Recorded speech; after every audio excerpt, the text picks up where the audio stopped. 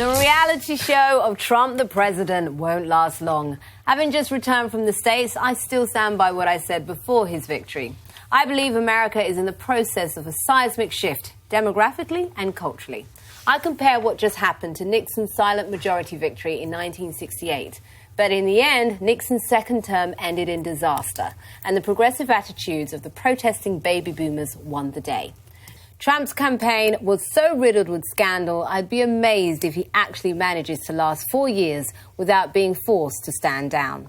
I see Trump as a blip and, in fact, an aid towards a more progressive union. He is not the answer, and his followers will realise pretty quickly.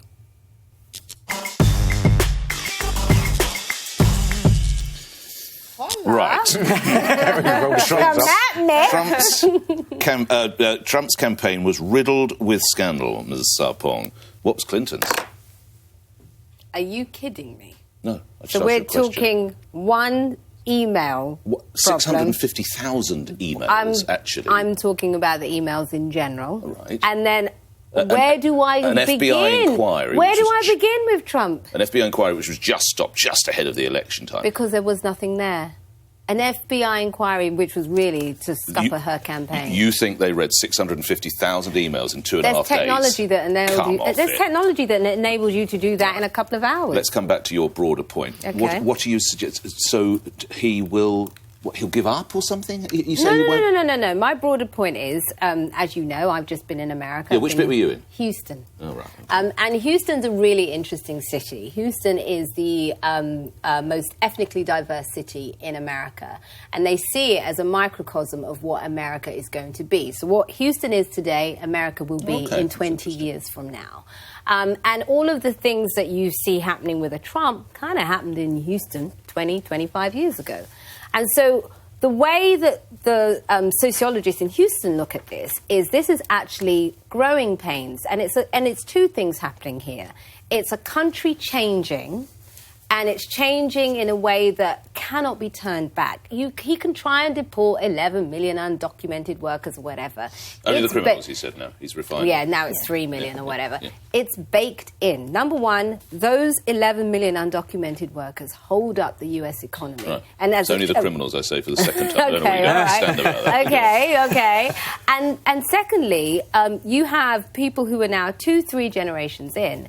So, but by 2040, what I'm saying is... a memorial lecture. No, all I asked was what's going to happen to him. Is he going to give up? You said he's not going to get to full term. What I'm saying is I think two things are going to happen. One, Trump has always been on the edge of illegal behaviour. He's someone that just always pushes things. And he's been able to get away with it as a billionaire businessman. It's a very different ballgame as President of the United States. Can I just... let me finish. Sorry. So I have no doubt that he's bound to do something So you think dodgy. he's going to end up in prison? I'm not saying he's going to end up in prison. I'm saying I don't know if he's going to last because he's not going to be able to help himself. But the other thing I'm saying is in terms of his policies, they are not going to do anything for the people who voted for him. And I think they're going to be pretty disappointed. What is unsustainable? Sorry, what is unsustainable? The politics or the person? Both. And what I'm saying is this is a blip. My second question if you look at the way America is changing, these sorts of extreme right views are not sustainable long term. So my second question is, why then did you say that it was right that the EU should have had an emergency meeting, in the sense that if it's a blip, why is there a whole movement of concern about the impact that has on Europe and the individual countries within that? George Bush was a blip, but it was a dangerous blip. 8 years isn't a blip. Well, whatever, it was still dangerous. And what I'm saying is 4 years of Trump is still dangerous. So, of course, the EU should hold an emergency meeting. But what I mean is the long term for America, this kind of extreme right will not last just because of the way the country is changing. We just need to make one thing. President-elect Trump has never been convicted of anything. He is facing charges. We just need to make that absolutely. He's never actually been convicted. I just don't know how... I don't understand why people are going to be so quick to predict that this is all going to be absolutely carnage, because none of us actually know. You're talking about his policies. We don't even fully understand what his policies are going to be. 5 or 6 times, I would be quite concerned about running a country's economy. You call this a blip, and I was watching an interview with some, I think it was West Virginian coal miners. They've these are absolutely desperate people who life has really not been kind to recently in terms of losing their jobs and stuff. No, hold on, let me finish. So you dismiss it and you go, oh, it's a blip, it's carnage, it's a car crash, it's this and that.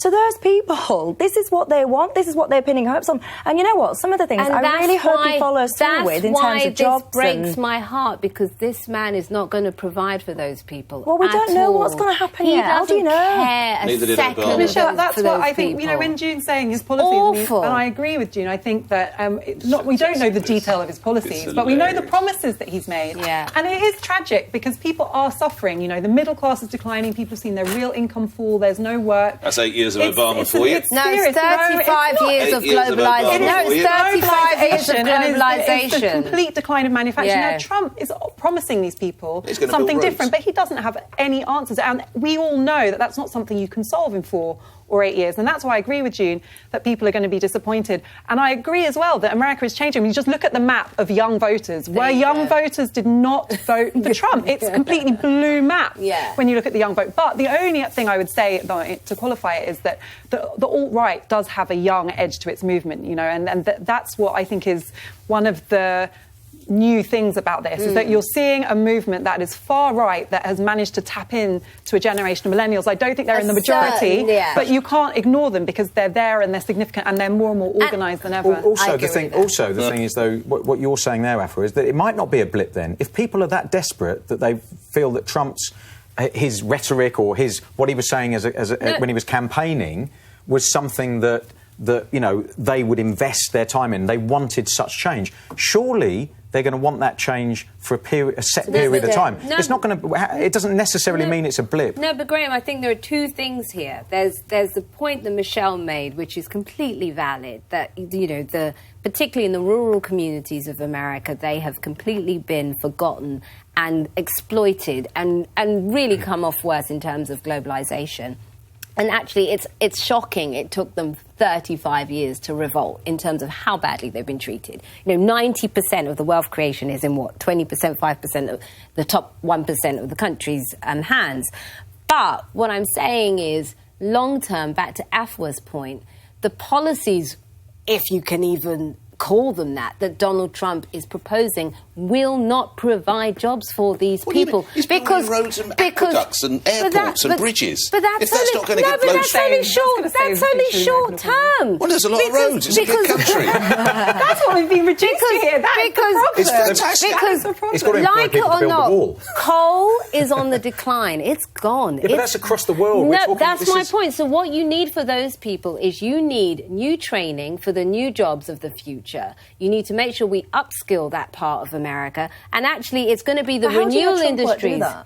Well, he doesn't believe in climate change, for starters. He doesn't believe in climate change, and it's the renewable sector that's going to have all the jobs. Time will tell, June, whether it's a blip or not.